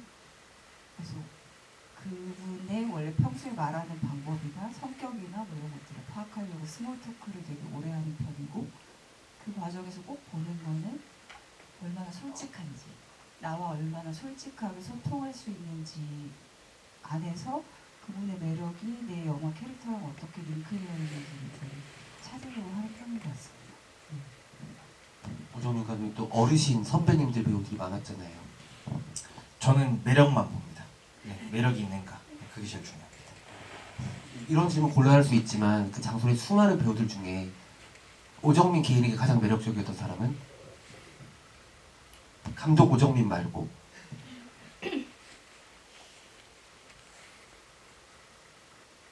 인간적으로 말씀하시는 거예요? 배우 그 여러 가지 말고 그냥 확 매력. 매력. 오늘 다 매력이 있어서 한 명? 근데 다른 사람 보면 또 섭섭해하실 것 같아요. 알겠어요. 제일 연장자인 선수 선생님 모시겠습니다. 이럴 줄 알았어요. 네. 아 역시. 장병희 감독님. 제가 그 연출부 생활을 꽤 했거든요. 근데 연출부를 하면 이제 오디션 자리에 같이 가기도 하는데 들어가기 전에 항상 감독님이 주는 리스트 같은 게 있어요. 순위 1순위로 뭔가 뭐고 이 배우가 뭐뭐 있는데 저는 뭐 정리를 하잖아요. 채점 비슷하게 막 하면 정리를 하는데 항상 마지막에는 1순위를 안 뽑으세요. 그게 스텝 할 때는 화가 나는데 내가 고생한 게 의미가 없잖아요. 근데 제가 이번에 오디션을 처음으로 봐서 이게 미성년 배우들이니까 오디션 볼 수밖에 없었고 봐서 결정했는데 그 감독님들의 마음이 뭔지는 알 것 같아요. 뭔가 이런 말을 스텝일 때 싫어하잖아요. 뭔가 감으로 내가 저 사람한테 딱 감이 왔다는 게. 근데 저는 뭐 사실 오디션장에 문 열고 들어올 때 바로 쟤구나. 뭐 근데 이거는 하여튼 그러니까 결국에 감이라는 얘기를 말씀을 드리는 건데 아무튼 그런 것 같아요. 근데 다만 이제 기본적으로 연기도 보고 그리고 아까 이보정 감독님처럼 저는 뭔가 저랑 이제 마음의 링크라기보다 이 사람이 연기 외에 하는 말투나 이런 거는 좀 보는 것 같아요. 왜냐면 연기를 하다가 현장에서 뭔가 변수가 발생했을 때 어쨌거나 이건 준비한 게 아닌 이 개인적인 본인의 무언가가 있을 거니까 그런 거는 조금은 굳이 얘기하지 않고 저만 슬쩍 보는 편인데 아무튼 뭐 제일 큰 건 저한테는 역시 감이라고 생각합니다. 관객 입장에서는 신인 감독과 신인 배우, 신인 감독과 독립영화 배우가 만나서 결과물을 좋게 냈을 때 그 이후에 내내 지옥만세 배우다, 장손 배우다, 여름이 지나가면 배우다라는 얘기가 아주 좋은 꼬리표처럼 붙거든요. 그때 아마 내내 행복하실 것 같고 그리고 뭔가의 뿌듯함들이 살아나실 것 같다는 생각이 듭니다. 이 세 편에 함께 하셨던 배우님들이 지금 너무 또 활발하게 매체에서 활동 중이셔가지고 여러분들도 어디서든 한번 보시면 반가워해 주시면 좋을 것 같아요. 또 다른 관객분 계실까요? 네, 뒤쪽에 먼저 가고 네, 뒤쪽으로 오겠습니다. 네, 말씀 잘 들었습니다. 세 작품 감독님들은 각 해에 가장 잘된 독립영화로 아마 기억이 되고 있을 것 같은데요. 그런 반대적인 측면에서 사실 이제는 1만도 사실 뭐 말이 안 되는 어떤 상황에서 5천 정도 관객을 순수하게 모겠다라고 하면 굉장히 잘된 독립영화로 이제 생각이 될 거라고 생각이 드는데 한 해 매번마다 이제 개봉하는 어떤 작품들에서 사실 한 3천 정도 관객 모객하기도 굉장히 어려운 어떤 상황일 거란 말이죠. 그런 분들은 보통 이제 개봉전을 통해서 개봉을 하기도 하지만 순수하게 어떤 뭐 자비를 태우던 해서 이제 개봉하는 어떤 사례들도 있을 텐데 혹시 주변에 어떤 계시는 뭐 감독님들이나 PD님들이나 그런 제작자분들 중에 그렇게 흥행에 많이 성공하지 못해서 정사는커녕 뭔가 그런 어떤 개봉한 후에 본인들의 어떤 돈을 또 태워야 되거나 혹은 어떤 좀 어려워진 상황들이라고 해야 될까요? 그런 어떤 현주소에 대해서 혹시 보고 들으신 거나 경험하신 게 좀 있다라고 하면 좀 얘기를 들어보고 싶어가지고 부탁드리겠습니다. 우리 이효연 프로그래머님 오늘 출장해서 보고서 쓰셔야 되는 거죠? 네, 성실한 답변 부탁드리도록 하겠습니다. 우선 상상마다 새로운 시작을 하신 프로그램 축하드립니다. 뭐 이게 각자의 욕망과 자기가 만든 영화들이 다 다르잖아요. 근데 만약에 저는 자기 미학을 정말 돌파하는 그런 영화들을 찍으면서 관객보다는 나의 미학을 만들 거야 라고 하는 영화를 개봉할 때 있어서 이걸로 돈을 벌겠다는 건 몫인 것 같아요. 그건 현실적으로 냉정하게 스스로 판단해야 될 몫이라고 생각하고 저는 뭐 어제도 최승호 감독의 겨울날들이라는 작품을 GV를 제가 모델을 했었는데 저는 그 감독님의 첫 작품인 지난 여름을 정말 좋아하거든요. 근데 장손이 가지 않은 길을 갔던 서로 다른 길을 갔던 작품이라고 생각이 들고 그래서 이 영화가 개봉되기를 절실히 기도하는데 아직도 쉽지 않은 것 같아요. 그래서 뭐 본인도 이제 본인이 직접 개봉을 할 거다. 이제 부모바보 이종수 감독처럼 그렇게 할 거다라고 하는데 저는 그걸 더 지지하는 편이고 사실 배급사를 끼고 배급을 했을 경우에는 최소 5천만 원 정도가 비용이 뭐 아무것도 안 해도 그냥 들어가잖아요. 근데 그런 거 비용 대신 저는 그러면 차라리 뭐 배급사 인건비를 주고 이런 거 대신에 직접 하는 방식이 낫다라고 생각이 들고 그렇게 해서라도 우리가 모든 독립영화가 크기, 사이즈, 미학 상관없이 동일한 시스템에서 배급이 되잖아요. 저는 그럴 것이 아니라 그러면 정말 자기가 직접 배급을 하는 방식들 배급사에서는 배급이 얼마나 전문적인 것인데 그게 1인으로 하려고 하냐라고 하더라도 지금 시대가 그러면 전 거기에 맞춰서 새로운 모델을 찾아서 나가고 새로운 관객을 찾아서 나가야 된다고 생각을 합니다. 그래서 그런 모델로 돈을 적게 써서라도 뭐 새로운 관객들, 나의 어떤 코어 팬층을 더 만들까에 대한 고민들을 해야 그런 미학을 가진 감독들이 점점 더 자기도 예산 큰 영화를 하고 그리고 또 좋은 평가들을 만들어 나갈 수 있지 않을까? 왜 이 독립영화라는 어떤 하나의 그런 틀로 모든 영화를 끼워 넣을 필요는 없다고 생각돼서 저는 이제는 정말 다양한 미학인 것 있는 영화들이 있듯이 좀 다양한 배급의 형태들을 좀 더 고려를 해야 된다? 그것이 오히려 더 본질적으로 필요한 일이다라고 생각이 듭니다. 네, 감독님 말씀처럼 뭐 매뉴얼은 있겠지만 그게 답은 아니기 때문에 각자가 계속 매뉴얼을 새롭게 만들어 나가야지 결국 시스템도 조금은 바뀔 수 있거든요. 임호정 감독님과 장병희 감독님도 지금 더숲 아트시네마에서 오랫동안 독립영화를 지켜주셨던 이호준 프로그래머님이 최근에 상상마당 이제 홍대를 지키러 가셨거든요. 네, 이 질문에 대한 답변 두 분도 해주실 수 있으면 좋겠습니다. 장병희 감독님부터 해주실까요? 저는 주변에 예를 들어서 10분 정도가 개봉을 했다고 치면 돈을 이제 플러스가 된 사람은 한 명 정도인 것 같아요. 나머지는 뭔가 배급 지원을 받은 상태에서 들어가더라도 결국은 아직 플러스로 못 왔다. 그러니까 2년이 지났는데 이제 뭐 마이너스가 이게 영원이 됐다. 이제 들어오면 된다. 사실 2년 지난 독립 영화면 사실 소득이 거의 기대할 수 없는 수준일 텐데 그런 경우들만 본 것 같아요. 물론 앞에 말했던 한 명은 정말 그 단편의 예산으로 장편을 찍었는데 그게 또 의외의 성과 적어도 몇천 명이 됐고 이런 경우는 소득이 크진 않지만 발생했다고 알고 있고 이게 뭐 이 시스템 안에서 이게 아닌 다른 모습으로 수익을 내는 게 어떤 게 있을까 저는 상상이 잘 안 되긴 하거든요. 근데 주변에 그 배급 지원을 받아서 배급사 없이 이렇게 아주 혹은 최소한의 역할만 배급사한테 주면서 자기가 조금 더 예산을 운영하고 이렇게 하시는 분들도 많이 듣고는 하는데요. 근데 이게 그게 옳다거나 쉽다고는 생각이 잘 안 되잖아요. 이게 그리고 그런 흐름이 물론 이제 배급의 다른 모델들을 창의적으로 만들어서 우리가 다양하게 만들자 당연히 좋은데 한 사람한테 어떤 한 편의 영화라는 게 너무 크잖아. 5년에 한 편. 근데 결국에 그거가 내가 이번에 그런 시도를 해보겠어 라고 해서 내 5년을 그 도전하기가 쉽지 않잖아요. 나는 어쨌거나 나는 시스템 안에서 조금 편승해서 가까운 길 안에서 난 조금이라도 수익을 더 내고 다음을 빨리 작업해야 되는데 그렇기 때문에 내가 이거 누군가 요구하기도 어렵고 사실 나도 자신이 없는 거예요. 그래서 사실 저는 주신 질문에는 딱히 저한테는 묘수가 떠오르지 않고 오히려 뭔가 이게 시스템 안에서 먼저 해결되길 바라는 정도의 소극적인 입장이라고 말씀드리고 싶습니다. 묘수가 있을 수 있는 건 아닌 것 같고 그래서 그 시스템 안에서 노력을 계속 하고 있거든요. 인디그라운드와 소독제가 퍼스트링크 넥스트링크라는 거를 만드는 것도 그 노력의 일환이라고 생각을 하고요. 모두가 함께 창작자와 창작 이후에 일을 하는 모두가 함께 고민을 해나가야 될 문제가 아닌가 생각이 듭니다. 아마 쉽게 해결되지는 않을 것 같아요. 임호정 감독님 주변 사례들 또 어두워지나요? 네.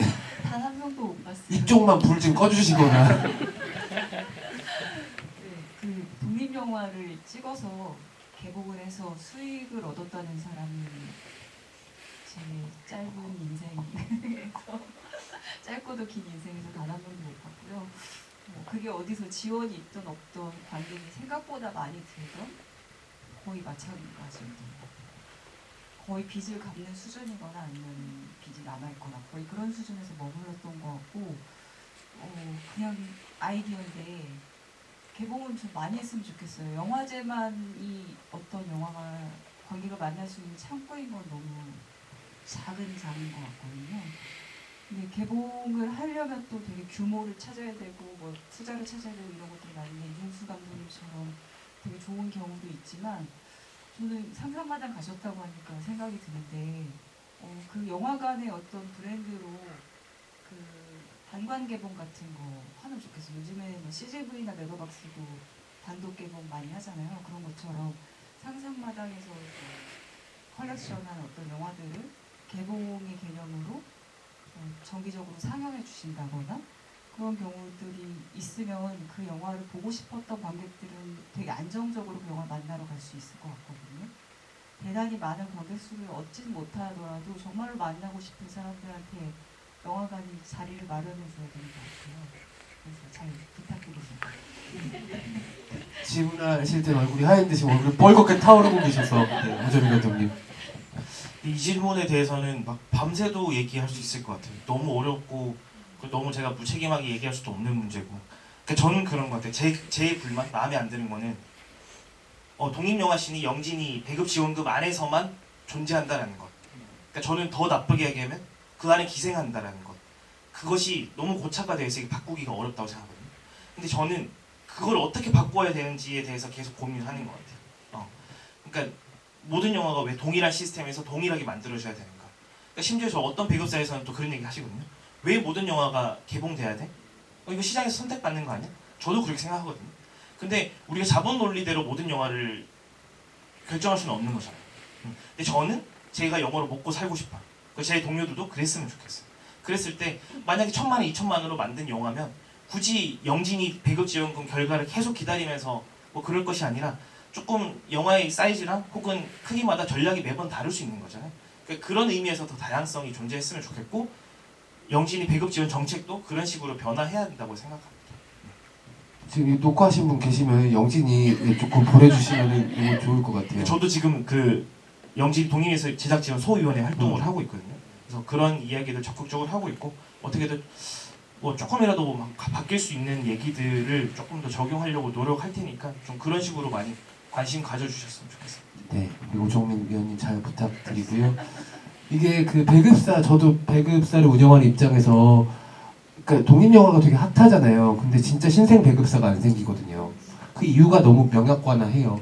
그러니까 감독님들이 수익을 못 내는 것처럼 어떤 배급사도 독립영화 배급해서 수익을 내는 데가 없어요. 왜냐하면 포스터 디자인, 예고편, 뭐 수많은 인쇄업체 거긴 다 돈이 먼저 들어가는데 배급사는 가장 나중에 수익을 받는 데라서 1년에 뭐 10편의 1만짜리 영화가 있어도 겨우 이제 직원들이 있는 회사는 인건비를 줄 수 있을 정도가 되기 때문에 이거는 아주 그냥 악순환의 반복이라서 이를테면 N9이나 인디스토리나 올해는 또 한국 영화를 찬란히 하진 않았지만 그런 회사들도 다 다른 일을 해서 먹고 살고 있고 그 홍보 마케팅사는 정말 5손가락 안에 들어갈 정도로 적거든요. 그러다 보니까는 고민할 수 있는 인력 자체가 되게 적은 시장이기도 해요. 다들 이거 뭐 우스갯소리 하는 얘기인데 재작년인가 작년인가 연말에 인디스페이스 다들 가보셨죠. 그때 상영하고 있는 모든 영화를 홍보를 필앤플랜이 했었던 충격적인 사태가 있었습니다. 그만큼 많은 인력들이 제대로 된 지원을 받지 못하고 있는 건데 더 놀라운 건 필앤플랜마저도 그 영화를 해서 직원들 월급을 줄 수가 없으니까 필앤플랜의 가장 큰 캐시카우는 뮤지컬 홍보예요. 네, 저도 배급사를 하고 있지만 여기저기서 마이크를 잡고 있는 거 더 많이 보셨을 거예요.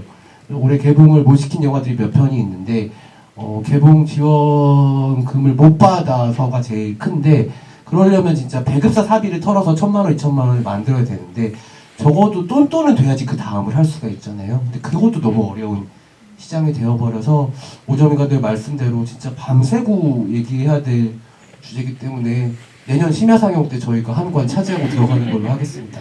네, 딱 한마디만 하고 이제 그만하려고 하는데 우리나라처럼 영화를 많이 만드는 국가는 없는 것 같아요. 근데 우리나라처럼 틀 곳이 없는 것도 또 없는 것 같아요. 그러니까 그래서 비극이 좀 생기는 것 같은데 그래서 저는 오히려 뭐 제작 지원 이런 것보다 좀 극장을 더 활성화시키고 더 많이 올 수 있는 그러니까 전 제일 슬픈 얘기가 보고 싶어도 어디서 봐야 할지 모르겠다 이런 말들이 그러니까 전 진짜 시장 그냥 극장이라든지 그런 인프라 구축이 저는 제일 필요한 것 같다. 배급 쪽이 더 급한 것 같다는 생각합니다. 진짜 무슨 느낌이냐면요. 개봉 준비 열심히 해가지고 극장 들어가잖아요. 여기도 극장이긴 한데 그럼 우리는 막 온 힘을 다해서 만든 그 사글세 비를 들고서 들어가서 여기서 잠깐이라도 행복하게 살아보려고 하면은 돈 더 주는 데 있다고 나가라고 바로 하는 그런 기분이에요. 맨날 쫓겨나는 기분을 들게 하는데 이건 또 극장 사람들이 모여가지고 또 얘기해보면 또 이틀 밤을 새야 될 것 같으니까 뭐 내년에 서독제 최초로 캠프 같은 거라도 해가지고 오정민 감독님 횃불 들고 서서 얘기하고 그럼 좋을 것 같아요. 뭐 배고프면 두부라도 좀 먹고 뭐 이렇게 얘기하면 좋을 것 같습니다. 뭐 더 많은 이야기들 나누고 싶지만 시간이 이제 마지막 시간이 돼서 아까 손 들어주셨던 분이 앞쪽에 계셨거든요. 계셨나요? 답이 되셨나요? 네. 그럼 이제 감독님들의 마지막 마무리 멘트를 들으면서 자리를 마무리하도록 하겠습니다. 그래도 그 인디그라운드가 정말 많은 일들을 해주고 있어서 인디라운드 홈페이지 들어가시면 못 봤던 영화들 공짜로 볼 수 있는 것도 너무 많고 기록들도 너무 잘 돼 있어서 너무 감사하다는 말씀을 드리고 싶고, 내년에도 퍼스트링크, 넥스트링크가 있을 테니까 사실 올해 이 자리에 모시진 못했지만 여름이 지나가면처럼 좋은 어떤 인연의 결과를 낸 작품이 여러분들 잘 아시는 3670이거든요. 그 어떤 영화제에서도 손을 내밀어 주지 않았는데 이제 N9 배급을 그놈의 링크를 통해 만나게 되어서 정말 제대로 링크가 되어서 아주 좋은 성과를 낸 작품이기도 해요. 그런 좋은 사례들이 내년에도 계속 나왔으면 좋겠다는 생각이 들고요. 혹시라도 영화제에서 픽이 되지 못하셨더라도 그것만이 평가의 전부가 아니란 점은 꼭 창작자분들께서 기억해 주시고 내 영화를 알아봐 줄 사람을 만나는 일을 멈추지 않으셨으면 좋겠습니다. 올해 무려 15만 명을 동원한 세계의 주인의 윤가은 감독님은 첫 단편 손님이 국내의 그 어떤 영화제에서도 선택을 받지 못했다가 15년 전, 13, 14년 전에 대단한 단편 영화제 상상마다 그래서 처음으로 초청돼서 상을 받았거든요. 그리고 바로 클레르몽페랑에 가셨어요. 그러니까 다 몰라요. 이게 어떻게 될지 모르는 일이니까는 포기하지 말고 계속 누군가를 찾아내시기를 응원하겠습니다. 이모정 감독님부터 오늘 마무리 멘트 밝고 화사하게 더 이상의 다크닝은 없다. 무너지지 않는다. 괴롭지만 쓰고 있고요. 또 만들어서 만나겠습니다. 반갑고 또 그때 다시 또 반가웠으면 좋겠습니다. 감사합니다. 전 제가 뭐 독립영화를 할지 상업영화를 할지 아니면 OTC를 할지 잘 모르겠어요. 근데 저는 제가 목표가 있다면 이 씬의 크기가 더 커졌으면 좋겠고 여러분들이 하고 싶은 영화를 하시면서 먹고 살 수 있었으면 좋겠습니다. 감사합니다. 저도 그때 말씀하신 오정민 감독님처럼 독립 영화를 제작하는 사람 그리고 배급하는 사람 모두가 그냥 안전하게 이 영화를 만들고 생각할 수 있는 때가 왔으면 좋겠고요. 요즘 말이 너무 막연해가지고 죄송한데 아무튼 뭐 배급을 준비하시다가 모르시는 게 생기시면 오정민 감독님 이렇게 말씀을 잘 해주시니까 많이 도움 주시는 걸로 이렇게 하고 저도 작업 열심히 해서 다음 작품으로 찾아뵀으면 좋겠습니다. 감사합니다. 네, 오늘 이 자리에 앉아서 이야기 함께 들어오신 분들 너무너무 든든한 같은 편이라는 생각을 하게 되고요. 세 분의 개성이 또 너무 달라서 여러분들도 재미있는 시간이 되셨을 것 같아요. 15분만 있다가 나간다는 차한배 기자님도 끝까지 앉아 계셨던 거 보니까 재미있었던 자리인 것 같고 서울독립영화제는 12월 5일까지 계속됩니다. 여러분들 좋은 작품들 발견하셔서 꼭 좋은 연말 보내셨으면 좋겠고요. 올해 연말에 첫 정산서를 받아보실 장병희 감독님께 행복한 서류가 전달되기를 기원하면서 저희 마무리하겠습니다. 감사합니다.